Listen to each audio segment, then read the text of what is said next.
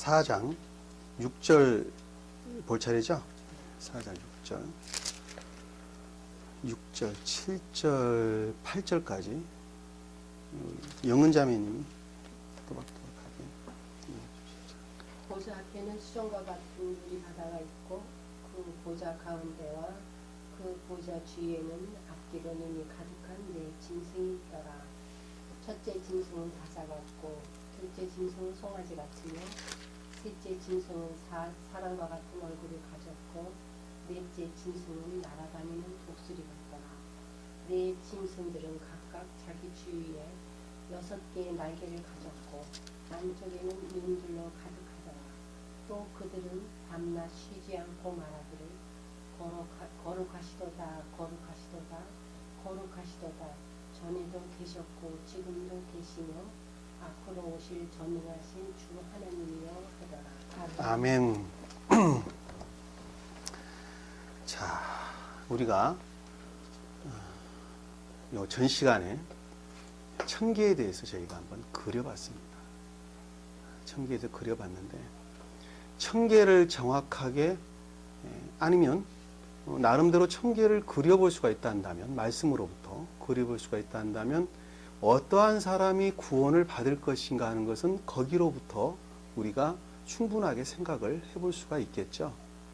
그것이 곧 앞에 지금 기록되어 있는 말씀이죠. 보니까 24자석, 흰옷을 입은 24장로, 머리에는 금멸관을 썼더라, 이런 말씀들로 지금 표현이 되어 있습니다. 그러니까 천계의 모습이 그런 모습이라는 거죠. 그러니까 우리가 구원받아서 천국에 간다고 한다면은 그런 것들로 우리가 함께하지 아니하면 천국에 갈 수 없다는 것을 반대로 말하면 우리가 알 수 있어요. 쉽게 진작을 하리라고 봅니다. 그러니까 우리 영이라는 측면에서 우리가 어떠한 상태로 바뀌어져야 하는가, 그 사실을 우리가 이 말씀을 통해서 명확하게 우리가 해석을 해볼 수가 있다는 것을 우리가 쉽게 알 수가 있어요. 자, 우리가 그러면 가장 기초적인 교리부터 다시 한번 더듬어 보도록 하겠습니다. 자, 이것은 다 아는 내용들인데 말하기가 좀 힘들다, 어떤 사람을 만나서 말하기가 좀 힘들더라 라고 한다면 그냥 제가 지금 말씀드리는 이 테두리에서 말씀을 하시면 됩니다. 자, 간단하게 정리를 해드릴 텐데, 하나님은 사랑 그 자체이시다. 사랑 그 자체이십니다. 사랑 그 자체가 하나님이시다. 그래서 우리가 하나님, 그러니까 무슨 임금님 보호자에 앉아 계신 어떤 한 분 정도로 생각을 하는 것이 아니라 하나님 그 자체를 가리켜서 사랑, 이렇게 이야기를 하는 것입니다. 그러면 그 사랑은 밖의 모습을 드러내고 있나요? 우리 마음 안에 있나요? 자, 우리 마음 안에 사랑이라는 모습으로 있는 것입니다. 그 사랑은 반드시 모양을 드러낸다, 이렇게 이야기를 했는데, 우리 지금 여기 사람들이 앉아서 성경 공부를 하는데 여기에 사랑의 연기로 충만한 상태에 있다라고 한다면 주님은 그 가운데 지금 이미 사랑으로 와 계시는 것입니다. 아시겠죠? 자, 그래서 이 사랑으로 계신 그분은 반드시 그 모습을 밖으로 모양을 드러내는데 그것이 곧 삶이다 하는 것을 우리가 알 수 있어요. 그러니까 주님은 우리 마음 속에 계시지만 그 계신 주님은 반드시 겉으로 그 모습을 드러내는데 그것이 곧 우리의 삶이다 하는 것을 알 수가 있어요. 주님은 그걸 가리켜서 신령 사랑이신 주님께서 세상에 있는 모든 우주 만물을 지혜대로 창조하셨다. 사랑을 본질로 지혜대로 창조하셨다. 이렇게 제가 말씀을 드렸어요. 그러니까 사랑이라는 모습을 주님이 갖고 계셨는데 그 사랑이 겉으로 모양을 드러냈어요. 드러내는데 겉으로 드러낸 모양을 갖다가 자연계나 영적으로나 태양계나 영계나 할 것 없이 모두가 다 그 모습을 드러낸 거예요. 무엇대로? 주님이 지혜대로 그 모습을 드러냈다, 이렇게 할 수가 있어요. 그러니까 이 말을 바꿔서 말하면 사람 마음 안에 주님의 사랑이 있다고 한다면 그 사랑은 주님과 똑같이 그 모습을 밖으로 모습을 드러낸다는 거죠. 똑같은 모습을 드러내는데 그것이 곧 이웃을 사랑하는 모습으로 드러내는 것입니다. 그것을 인애에 속한 선 이렇게 이야기를 합니다. 그것을 가리켜서 인애에 속한 선 이렇게 이야기를 합니다. 그런데 사람은 나면서부터 어떤 모습으로 나온다 그랬죠? 악한 모습으로 나오게 됩니다. 이 악한 모습은 아담으로부터 비롯된 것이 아니라 조상으로부터 비롯된 유전악에 나의 악을 더한 것이죠. 나의 악이 더 더해진 것입니다. 그래서 우리 마음 그 자체는 악한 속성으로밖에는 있지 않게 되죠. 나면서부터 악한 존재로 남아있는 것입니다.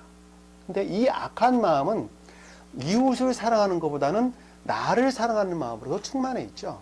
그래서 세상에는 모든 하는 일은 그 악으로부터 비롯된다는 것을 알 수가 있어. 왜? 악의 사랑으로부터 그 일을 하는 것입니다. 그러니까는 주님의 사랑은 주님의 사랑으로 모양을 드러내는 거지만 악을 사랑하는 것은 악을 사랑하는 모양으로 겉으로 그 모습을 드러내는 것이죠. 사랑이라는 것은 반드시 겉으로 드러내는 것입니다. 그래서 선한 사랑은 선한 모습으로 그 모습을 드러내는 것이고 악한 사랑은 악한 모습으로 그 모양을 드러내는 것입니다.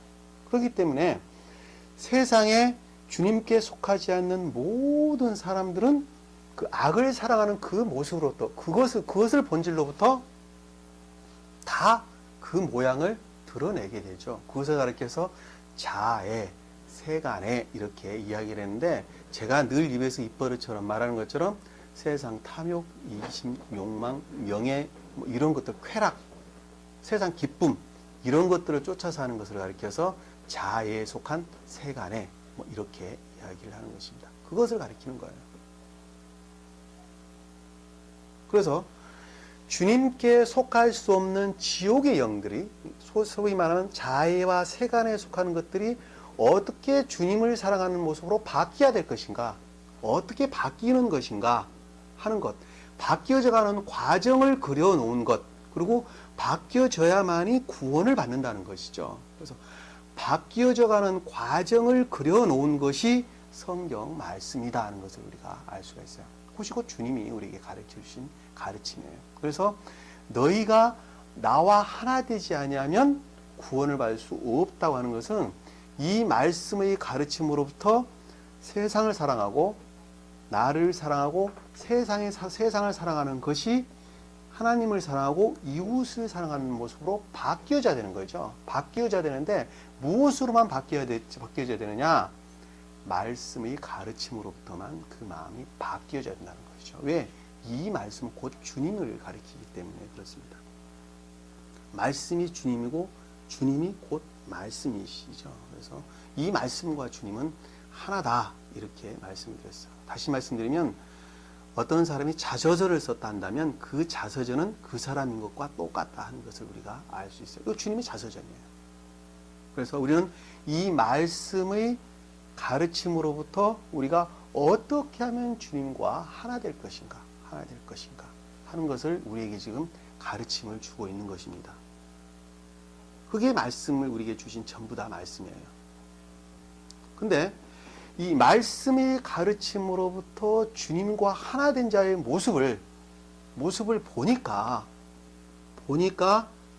이러저러 이러하더라 라고 기록되어 있는 지금 말씀이 지금 우리가 읽고 있는 이 말씀이죠. 지금 우리가 보고 있는 말씀이에요.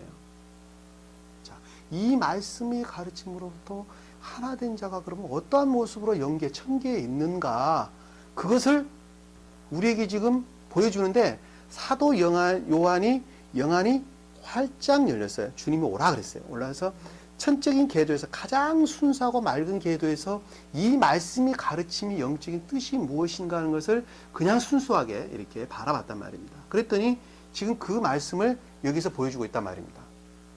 그것이 우리가 요 전에 14장이었나요? 15장이었나요? 14장이었죠? 14만 4천 명에 대한 내용이. 자, 14만 4천 명이란 것, 2장에서 지금 보여주는 것, 14장 1절에서 5절 말씀과 지금 4장 기록되어 있는 1절에서 쭉 기록되어 있는 말씀은 같은 내용을 담고 있다고 제가 말씀을 드렸죠. 자, 보니까 사도 요한이 보니까 시온산 위에 어린 양이 서 있더라 이렇게 말씀을 하셨어요. 시온산은 천적인 선, 곧 주님 자신을 가리킨다고 말씀을 드렸죠. 그 후에 어린 양 이렇게 말했던 것은 어린 양이라고 하는 말씀은 신령 인성으로서 주님 이렇게 말씀을 하셨는데 이 신령 인성이라는 말씀이 곧 성경 말씀을 가리킨다 이렇게 말씀드렸어요. 그러니까 말씀 자체가 곧 주님이었다는 거예요. 어떤 뜻에서 가장 내적인 뜻에서 곧 주님 자신을 가리키는 말씀이라는 것이죠. 근데 그 보좌 앞에 어린 양이 서 있고 그 앞에는 14만 4천 명이 있더라 이렇게 말씀을 드렸는데 그 14만 4천 명이 교회에 속한 모든 사람을 가리키는데 여기서 말하는 교회는 개신교에 나가는 사람들을 가리키는 것이 아니라 교회에 속한 자를 가리킨다는 거예요. 다시 말씀드리면 말씀이 가르침으로부터 주님과 결합한 자를 가리킨다 이렇게 이야기를 하면 우리가 쉽게 이해할 수 있어요. 다시 말씀드리면 거듭남의 대열에 들어선 사람 이렇게 좀 더 쉽게 말하면 그렇게 이해할 수 있어요. 근데 그들의 이마에는 아버지의 이름이 적혀져 있더라 이렇게 말씀했는데 이마는 머리, 이마는 주님의 사랑을 표시한다 이렇게 말씀드렸어요. 근데 아버지 이름이다 이 말씀의 뜻은 사랑의 상태로 있는 것을 가리킨다. 자, 이름은 어느 사람의 상태, 영적인 상태를 가리켜서 이름 이렇게 이야기를 했다 그랬죠. 그러니까 사랑으로 충만한 상태에 있다 이렇게 제가 말씀을 드렸죠. 그리고 그 하늘에서 나는 소리가 들렸다. 거기서 나는 소리가 들렸는데 그 소리가 번개와 같았고 천둥과 같았고 그 다음에 하프 타는 사람들의 하프 소리와 같았다. 이렇게 맑은 물소리와 같았고 자 이렇게 말씀드렸는데 많은 물소리, 그 다음에 천둥, 그 다음에 하프 타는 자의 하프 소리는 선과 진리에 관한 것을 가리킨다. 다른 말로 신령 선과 신령 진리에 관한 것을 가리킨다. 이건 성경 말씀에 관한 지금 내용이기 때문에 다시 말씀드리면 성경 말씀에 관한 내용이다 하는 것은 곧 주님에 관한 말씀을 가리킨다 하는 것을 알 수 있어요. 그래서 내가 신령 선, 신령 진리 이렇게 말씀을 드렸고 그것들에 대한 가르침이다 이렇게 제가 말씀을 드렸단 말입니다. 그렇죠? 그들 보호자 앞에는 네 짐승과 장로들 앞에 새 노래 같은 것을 불렀는데 자, 네 짐승은 성경의 문자적인 뜻을 가리킨다 이렇게 말씀드렸고 장로라는 것은 그곳에 속한 지혜를 가리킨다. 말씀이 문자적인 뜻, 그러니까 성경 말씀으로부터 지혜 가운데 있는 자 한마디로 말씀드리면 그렇게 말씀을 드렸는데 같더라. 그리고 구속받은 사람 구속받은 14만 4천 명 이외에는 이 노래를 부를 자가 없더라 라고 하는 것은 말씀의 가르침으로부터 지혜 가운데 있는 자 이외에는 이 말씀의 뜻을 무엇인지 이해할 수 없고 깨달을 수도 없다는 것을 우리가 알 수 있다 말이에요. 아시겠죠? 노래를 부른 자란 말은 그 노래의 말씀의 가르침으로부터 삶 가운데 있는 자가 노래를 부른 자다 이렇게 말씀드렸죠. 그리고 그 아래에 보니까 그들은 여자와 더불어 더럽혀지지 아니한 자들이니 여자는 교회를 가리킨다고 제가 말씀드렸죠. 이 교회는 유형의 교회를 가리키는 것이 아니라 내 자신이 교회죠. 내 마음이 교회예요. 내 마음이 교회인데 내 마음이 어떻게 됐다고요? 악과 거짓으로부터 깨끗한 자다. 더럽혀지지 아니하였다. 이렇게 지금 말씀을 주셨어요. 네? 깨끗했다. 이렇게 지금 말씀을 하셨고 그리고 뒤에 밑에 보니까 어린 양이 어디로 가든지 따라가는 자들아. 이렇게 말씀 주셨는데 어린 양이 어디로 가든지 따라간다. 라고 말씀하는 것은 어린 양, 다시 말하면 말씀의 가르침으로부터 선한 생활, 인애에 속한 삶 가운데 있는 자들을 가리켰다. 이렇게 말씀드렸죠. 네? 그래서 이들은 하나님과 어린 양께 첫 열매되어 라고 하는 것은 신령 진리로부터 말씀의 가르침으로부터 선한 삶, 인애에 속한 삶 가운데 있는 자가 첫 열매다. 이렇게 제가 말씀드렸어요. 그렇죠? 자, 그 자들이 곧 청계를 이루는데 그들은 입에는 교활함이 없고 보좌 앞에 흠이 없더라 라고 하는 것은 그들의 마음, 내면이 순수무구하다 하는 것을 제가 아주 깨끗하고 순수무구하다. 그것이 곧 천계에 속한 사람들이다 이렇게 말씀드렸어요. 제가 앞에 구절을 놓고 지금 말씀을 하지 아니하고 왜 또 14장을 다시 갖고 또 말씀을 하는가 라고 하는 것은 다시 한번 강조하는 의미에서 제가 설명을 드리는 거예요. 왜? 14만 4천 명에 대해서 하도 말들이 많으니까 내가 다시 한번 강조해서 말씀을 드리는 것입니다. 그러면 구원받을 자가 어떠한 사람이라는 것은 여기에서 명확하게 우리가 볼 수 있다 하는 것을 알 수 있어요.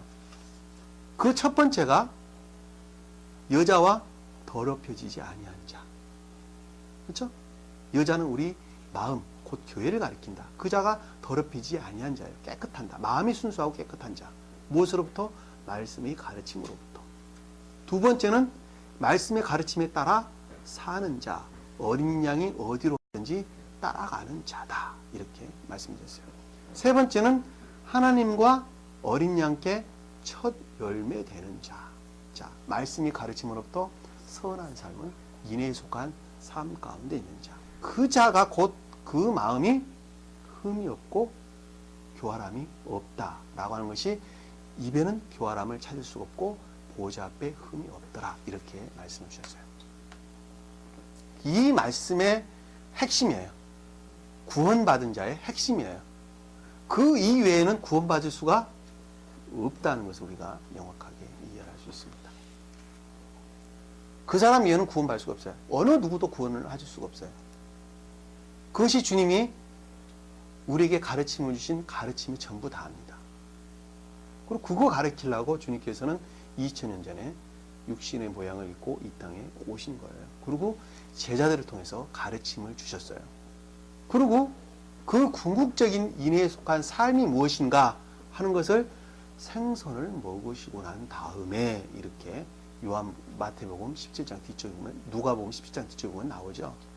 생선을 먹고 난 다음에 말씀하셨어요. 성경에 기록되는 모든 말씀이 모세 율법, 그 다음에 선지자의 가르침, 시편에 기록되어 있는 것들이 바로 이것을 두고 기록된 말씀이란다 라고 하면서 제자의 눈을 열어 성경을 깨닫게 하셨다 이렇게 말씀을 하셨단 말입니다.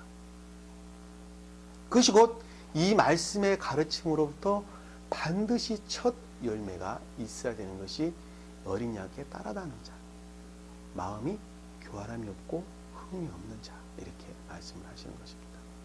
기억 속에 말씀을 담고 있는 것은 아무 소용이 없다는 것을 알 수 있어요. 다만 주님 나라를 이루기 위한 도구로서 반드시 필요하죠. 그것이 없으면 우리는 알 수가 없어요. 이 말씀을 우리가 깨우치고 이해하는 것은 굉장히 중요합니다. 지붕에 올라가기 위해서 사다리를 놓는 것하고 똑같은 것입니다. 그렇기 때문에 이 말씀 우리가 많이 알고 또 깨우치고 하는 것은 굉장히 중요하고 또 많이 묵상을 하면서 가슴에 새기는 건 굉장히 중요하나 그 말씀으로부터 우리는 반드시 선한 삶 가운데 살아야 된다 하는 것을 우리가 쉽게 이해를 할 수가 있습니다. 그것이 곧 천계의 모습이에요. 그 모습을 여기서 지금 사도 요한은 우리에게 말씀을 주고 있는 것입니다. 자, 이제 4절부터 한번 훑어보도록 하겠습니다. 자, 그 보좌 주위에는 24좌석이 있는데 보좌는 곧 천계를 가리킨다 이렇게 제가 말씀드렸죠. 주님의 보좌는 임금님 보좌가 아니라 천계 그 자체를 가리켜서 보좌 이렇게 말씀하셨어요. 그러니까 천계가 어떠한 모양이다 하는 것을 우리가 알므로부터 그것으로부터 심판이 이루어지게 되는 것이죠. 이미 심판은 열어 보이는 것으로부터 심판은 이미 이루어지고 있는 것입니다. 우리가 몰랐을 때는 그것으로 우리는 심판을 알지 못하죠. 심판이 있었지만 우리는 받지는 않았었죠. 이 땅 가운데 거짓들이 그 행세를 하고 있었던 것입니다. 그러니까 우리는 천계 보좌를 열어 보여줌으로 해서 우리는 거짓들이 드러나게 되는 것이죠. 심판이 이미 이루어지는 것입니다. 그러니까 보좌라면 천계라는 의미를 담고 또 심판이라는 뜻도 같은 의미를 담고 있는 것입니다. 이 뒤에 내려올 것들이 그래서 어떠한 사람들이 심판을 받는다는 내용들이 이제 기록되어서 나오는 것이죠. 24좌석 이렇게 말씀드렸는데 24좌석은 14만 4천과 같은 뜻이다 하는 것을 우리가 알 수 있죠. 자, 14만 4천과 24, 12 다 같은 한 뜻을 담고 있습니다. 다시 말씀드리면 교회에 속한 모든 사람을 가리킨다 하는 것을 알 수 있어요. 교회에 속한 모든 사람이라 하니까 기성교회, 교회에 나가고 있는 사람들을 가리키는 것이 아니다. 교회에 속한 자, 다시 말씀드리면 어린 양이 어디로 가든지 따라가는 자, 말씀이 가르침으로부터 선한 삶을 사는 자, 이 가르쳐서 14만 4천 24장로 12, 그 자가 곧 교회에 속한 자한다. 이렇게 말씀드릴 수 있어요. 그분은 한 분 하나님을 시인을 합니다. 아셨죠? 한 분 하나님을 시인한다는 것. 그 한 분 하나님이 예수 그리스도라는 것. 예수 그리스도가 천지의 한 분 하나님이시다 하는 것을 우리가 반드시 잊어버리면 안 된다는 것. 그리고 말씀의 가르침으로부터 선한 생활을 사는 자. 그 자가 곧 두 증인, 이렇게 성경에서 말씀하는 것입니다. 두 증인은 천지 한 분 하나님을 시인할 것과 그 한 분 하나님이 예수 그리스도다 하는 것하고, 그 다음에 말씀의 가르침으로부터 선한 생활을, 선한 삶을 사는 자, 그 자가 구원을 받을 것이다 라고 시인하고 고백하고 또 그렇게 사는 자, 그를 가리켜서 두 증인, 이렇게 말씀을 하신 것입니다. 두 증인이니까 너나 이렇게 말하는 거 아니에요. 그거 잊어버리지 마세요. 두 증인. 꼭 반드시 머릿속에 기억을 하셔야 됩니다. 한 분 하나님 시인할 것과 그 다음에 그분이 예수 그리스도시다. 그리고 말씀의 가르침으로부터 인애에 속한 삶 가운데 사는 자, 그것이 곧 두 증인이다 하는 것은 가슴 깊이 새기고 그리고 또 묵상하고 해야 합니다. 그것이 곧 천계에 속한 자를 가리키는 말씀이죠. 왜 그러냐면 오직 구원은 그분으로부터만 비롯되기 때문에 그렇습니다.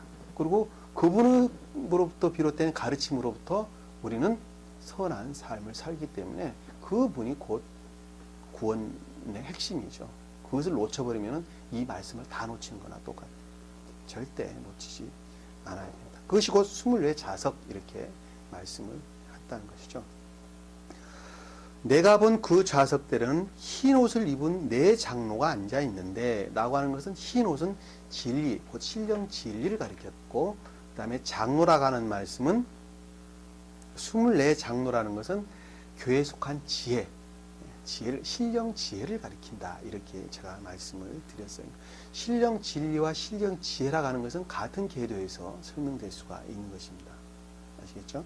자, 그들은 금으로 만든 금 면류관을 썼다. 이 말씀의 뜻은, 머리는 아까 사랑을 제가 표징한다고 말씀드렸죠. 임하는 곳 사랑을 표징한다. 이렇게 말씀드렸는데, 금 면류관이다 라고 하는 것은 신령 사랑에 속한 신령 지혜를 가리킨다. 이렇게 말씀드렸어요.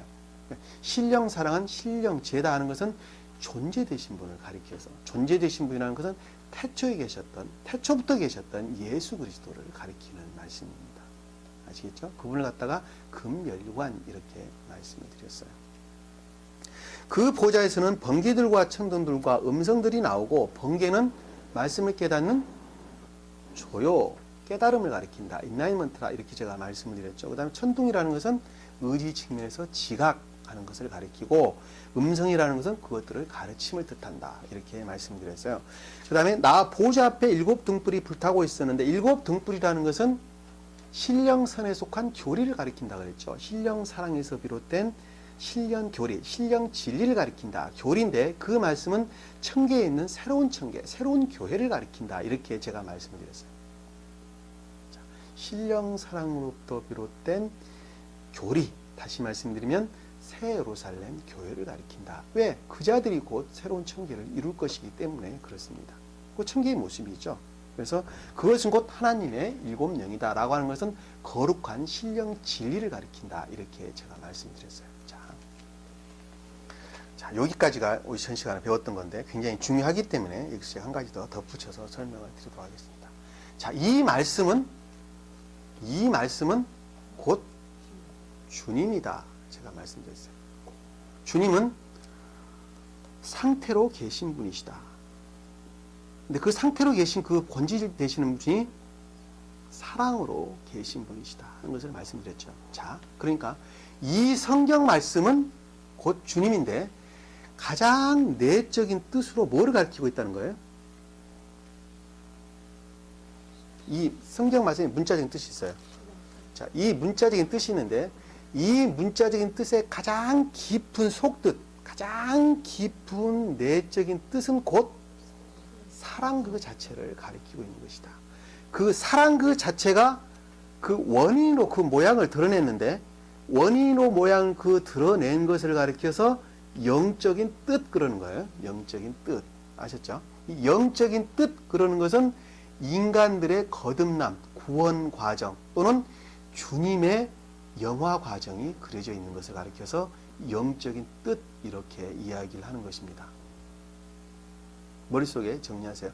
가장 본질로 있는 것은 주님의 그 사랑 그 자체를 나타내는 말씀인데, 그 사랑 그 자체로부터 그 원인으로 모양을 드러낸 것, 그 원인으로 나타나는 것이 영적인 뜻 이렇게 이야기를 하는 거예요. 그것이 곧 주님의 영화되시는 과정, 그 표징으로 인간들의 중생, 거듭남의 과정이 기록되어 있다.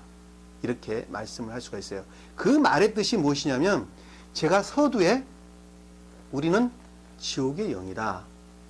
우리는 어떻게 주님과 하나 될 것인가 하는 것은 말씀의 가르침으로부터만 된다라고 말씀을 드렸죠. 그 말씀의 뜻이 이 영적인 뜻을 가리키는 말씀이에요.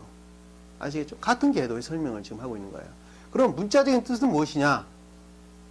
문자적인 뜻은 그것들의 결과로 드러나 있는 가장 외적인 것을 가리키는 것입니다. 이 문자적인 뜻에는 다시 말씀드리면 영적인 뜻과 천적인 뜻을 담고 있다는 것을 알 수가 있어요. 아시겠죠? 영적인 뜻과 천적인 뜻을 담고 있어요. 근데 사도 요한이 영 안에 있어서 지금 본 것은 문자적인 뜻을 봤어요? 영적, 천적인 뜻을 지금 보고 지금 우리에게 말씀을 주고 있는 것입니다. 아시겠죠? 네. 제가 무슨 말씀을 하려고 하는지 이해가 가시겠죠? 네. 자, 사도 요한이 성경 말씀을 봤어요.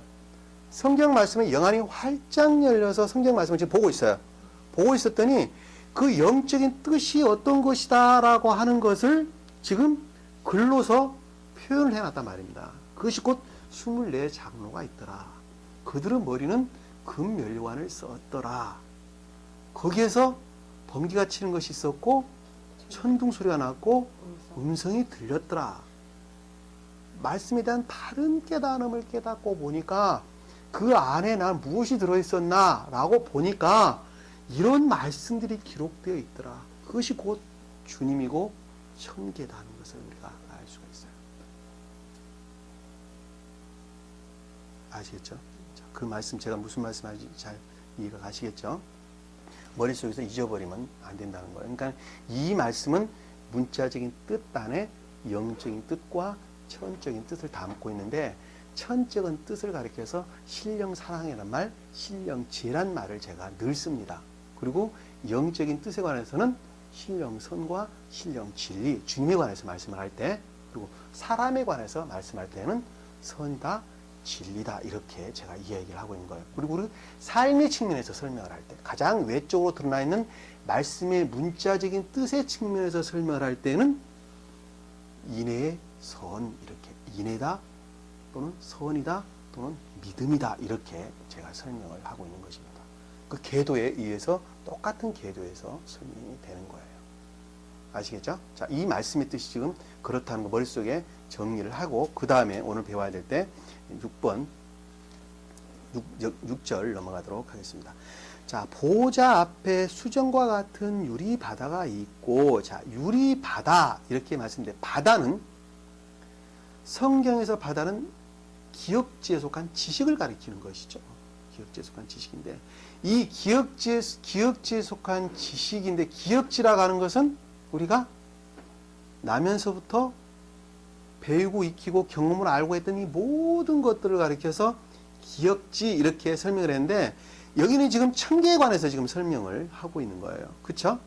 천계에 관해서 설명을 하고 있는 것 때문에 기억지에 속한 천계를 가리키는 것이죠. 쉽게 말씀드리면, 자, 내 기억지에는 세상 것도 다 들어가 있어요. 그러나 그거 중에서 특별하게 구별된 천계에 관한 것을 지금 말씀을 하고 있는 건데, 그것 중에서도 가장 외적인 주님의 천계, 가장 외적인 주님의 천계, 천계의 끝, 다시 말하면 천국의 끝 이렇게 생각하면 아주 쉽게 이해를 할 수가 있겠다. 말씀으로 보면 문자적인 뜻을 가리키는 것입니다. 말씀의 문자적인 뜻이 가장 외적인 것이죠. 우리는 기억지로부터 세상 지식, 경험, 학교에서 배운 것, 이 모든 것들을 퉁쳐가지고 이 말씀이 진리다, 말씀의 문자적인 뜻이 진리라는 것을 먼저 시인을 해야 되겠죠. 시인이 되지 않고서는 이 말씀이 하나님 말씀이다라고 내가 고백하지 아니하고서는 주님 나라의 첫 발도 내디딜 수가 없는 것입니다.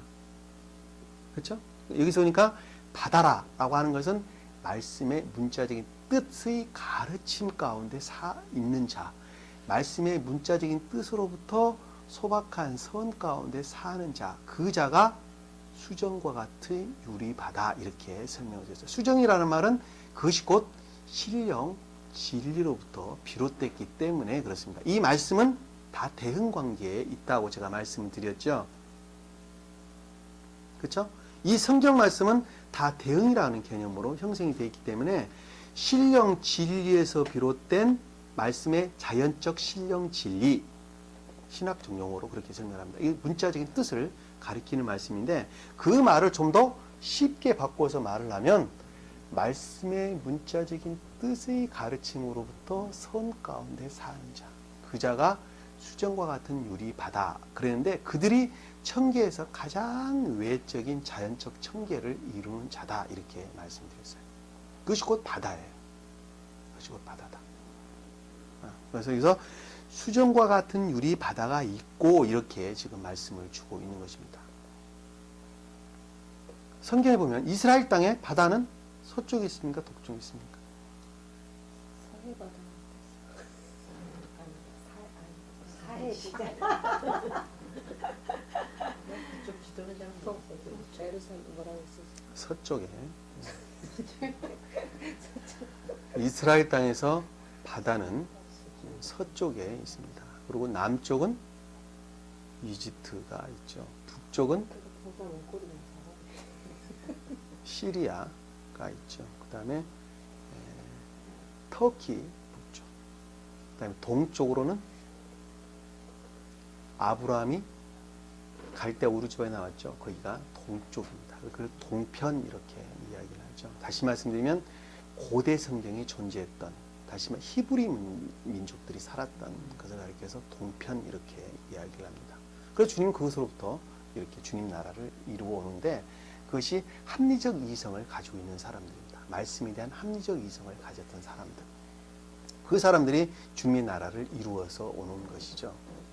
그러니까는 이 말씀을 합리적 이성으로 이해하지 못하는 자는 절대로 주님 나라를 이룰 수가 없습니다. 반드시 합리적 이성으로 이해를 하셔야 됩니다. 주님은 자기의 형상과 모양대로 우리들의 형상과 모양대로 사람을 짓자 하되 남자와 여자를 창조하고 이들에게 바다의 고기와 하늘의 새와 땅에 기는 모든 짐승을 다스리게 하자 라고 하셨는데 주님이 곧 굉장히 합리적이신 그런 분이셔요. 그렇기 때문에 우리는 주님의 모양과 형상대로 창조됐어요. 그렇기 때문에 우리 또한 인간은 지극히 합리적이고 이성적입니다. 그렇기 때문에 이 성경 말씀도 지극히 합리적이고 이성적으로 이해가 가도록 기록되어 있습니다. 이해가 안 가는 말은 성경 말씀이 아닙니다. 그렇기 때문에 지극히 합리적으로 기록되어 있다는 것이죠. 우리가 합리적 이성으로 충분히 이해가 되는 거예요. 이 합리적 이성으로 말씀을 깨닫지 못하고 이해하지 못하는 것은 내 안에 생명이 안 된단 말이에요. 내 안에 생명이 절대 안 되는 거예요. 애워서 생명이 되는 게 아니란 말입니다.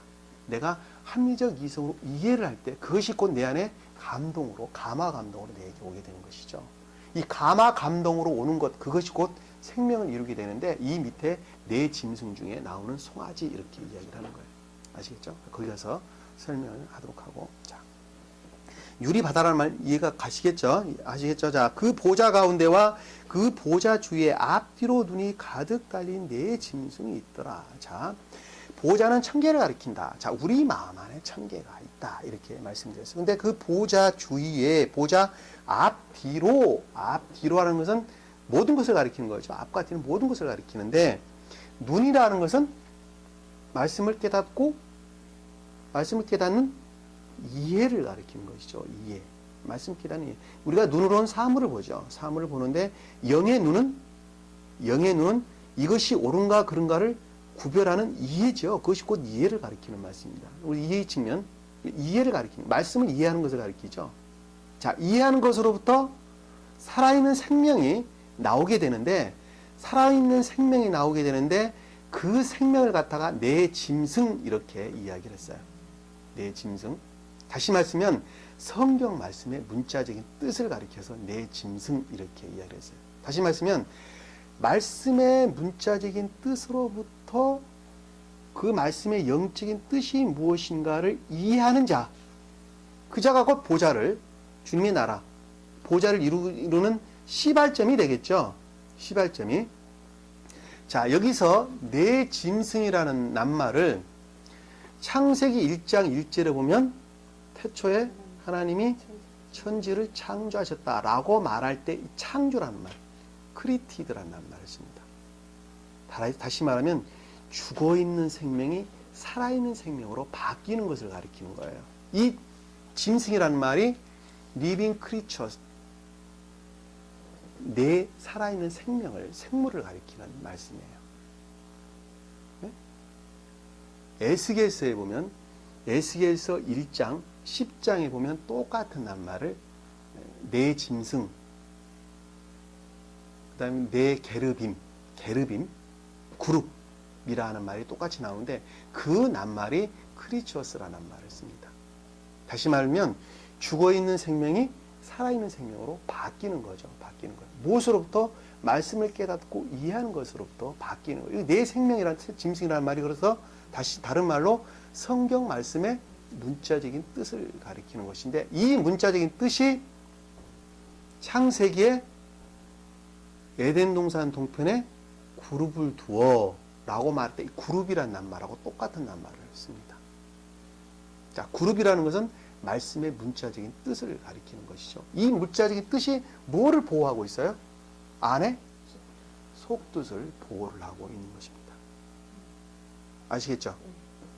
이 말씀의 문자적인 뜻이 속뜻을 보호하고 있어요. 왜? 속뜻 그 자체는 주님 자신을 나타내기 때문에 주님이 자신을 보호하고 계시는 것입니다. 그러면 어떤 자에게만 그 말씀을 열어 보이나요?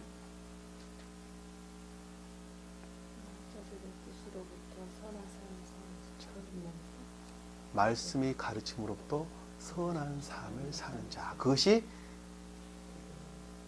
계시록 1장 1절에 종 이렇게 설명을 했다. 이렇게 제가 말씀드렸어요.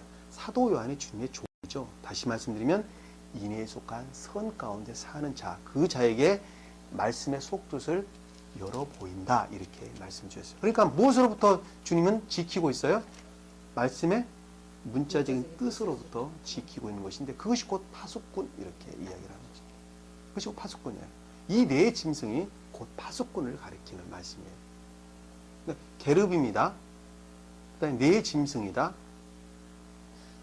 그룹이다 하는 말 다 같은 의미를 담고 있는 거예요. 말씀의 문자적인 뜻을 가리키는 건데 그것이 곧 주님이 보호하고 있는 거예요. 자기 자신을 지금 보호하고 있는 거예요. 그래서 십자가에 주님께서 못 박혀 돌아가시고 겉옷은 나눠 갖고 속옷은 한 사람이 가졌다라고 하는 말씀의 뜻은 이 말씀의 문자적인 뜻들은 자기들 생각대로 다 어떻게 했어요?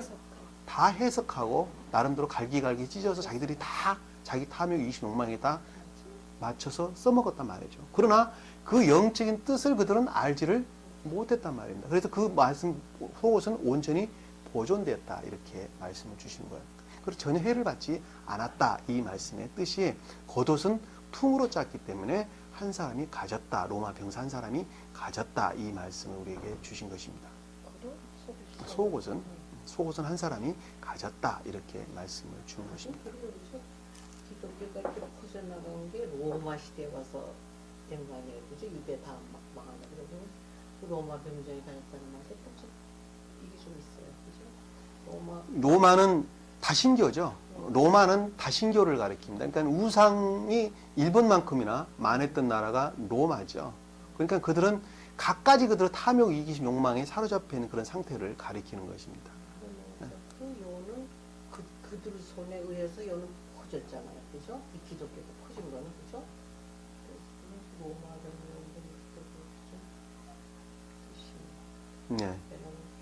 소위 말하는 이방의 사람들, 유대의 괴는 아니잖아요, 그죠? 네.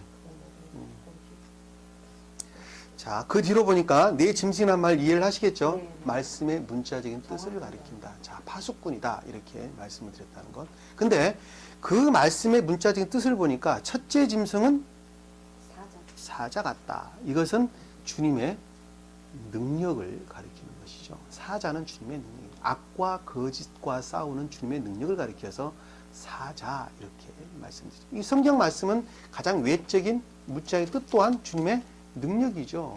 그렇죠? 영은 자매인 몸이 내 몸 될 수가 없어요. 영은 자매는 영적으로나 외적으로나 영은 자매님이셔요. 그러시지 이 성경 말씀은 곧 주님이란 말입니다. 그래서 그건 곧 주님의 능력을 가리켜서 사자, 이 말씀이 가르침으로부터 주님의 능력이 나오는 것이죠. 그래서 사자 이렇게 말씀을 드렸어요. 그 다음에 그 뒤에 보니까 둘째 짐승은 송아지 같더라. 이렇게 말씀드렸는데 우리는 주님 나라를 이루는 것은 애정으로부터 감화 감동되지 않냐면, 다시 말씀하면 마음의 감동이 없이는 주님의 나라를 절대 이루어갈 수가 없는 것이죠. 송아지가 그래서 나오는 것입니다. 다시 말하면 진리에 대한 애정을 가리키는 말씀이죠. 그 애정으로부터 우리는 감화 감동을 받는 것입니다. 그 애정이 없으면 그냥 지식으로만 남게 되죠. 근데 그 애정은 두 가지로 나눠볼 수가 있어요. 하나는 주님 나라를 이루기 위한 애정이 있고, 또 하나는 세상 탐욕을 이루기 위한 애정이 있다는 것을 우리가 알 수가 있어요. 아, 이 말씀은 이런 것이구나 라고 생각하는 순간에 그 자는 세상 탐욕을 먼저 생각을 하게 되죠. 야, 이거 가지고 내가 잘난 체 좀 하면 되겠구나, 내가 난체 좀 하면 되겠구나 라는 생각을 사람 순간적으로 하게 되죠.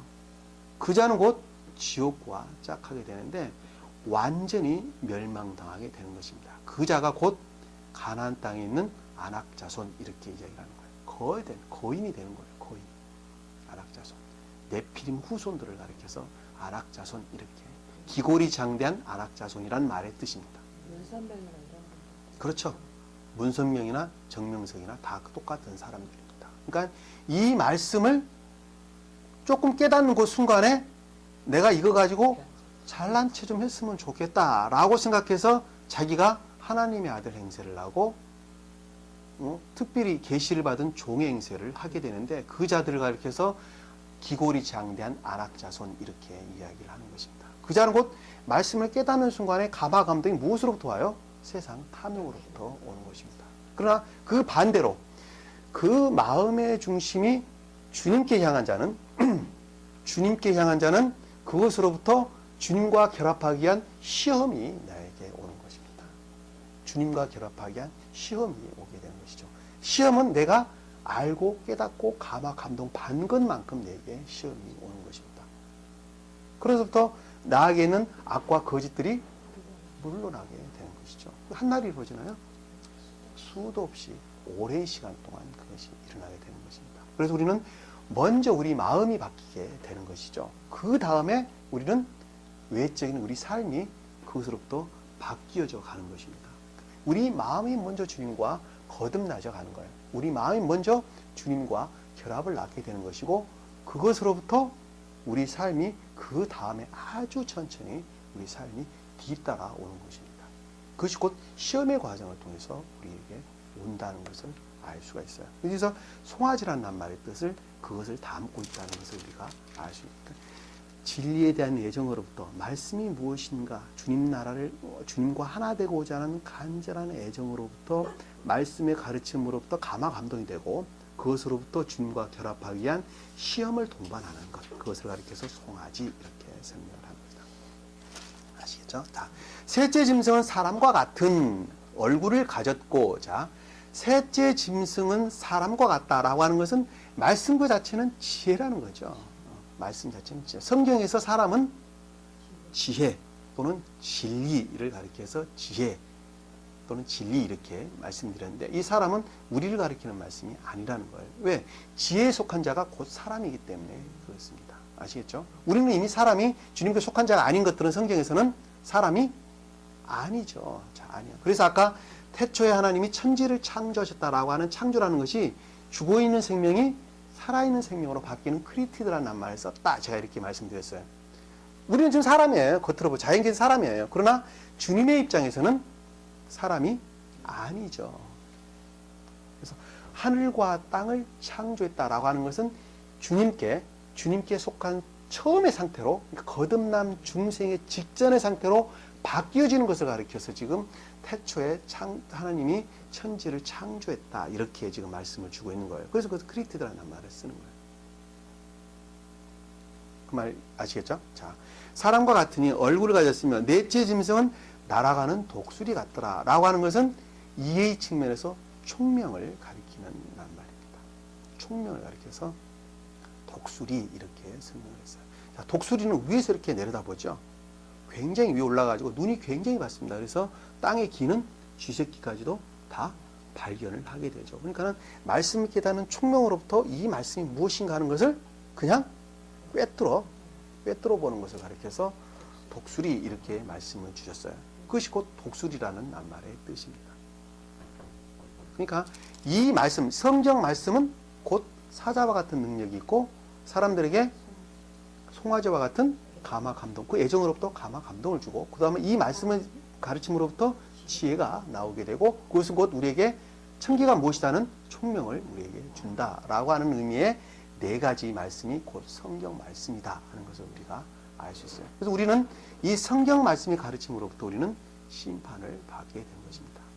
그래서 어린 양이 어디로 가든지 따라가는 자들이다 라고 말씀하는 것은 이 말씀의 가르침으로부터 가르침 능력으로부터 감화 감동이 있고 그 다음에 지혜가 있고 그 다음에 말씀 깨닫고 이해하는 총명으로부터 그 가르침으로부터 그것들을 가르침으로부터 선한 삶, 인애에 속한 삶 가운데 사는 자가 어린 양이 어디로 가든지 따라가는 자다 이렇게 말씀을 주신 거예요. 이 어린 양이 성경 말씀, 신학용어로 신령 인성 이렇게 말씀드리는데 그것이 곧 예수 그리스도 같은 말입니다.